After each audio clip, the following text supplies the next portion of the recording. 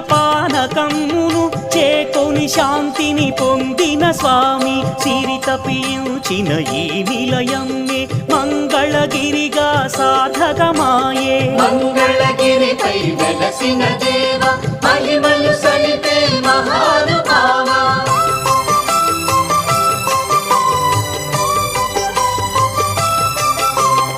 అశ్వశృంగియను రాజును బ్రోచిన భక్త పరాయణ శ్రీ నరసింహ భక్తుల బ్రోవగ దివినే వీడి భూమిలో కొలువై నిలచిన దేవా.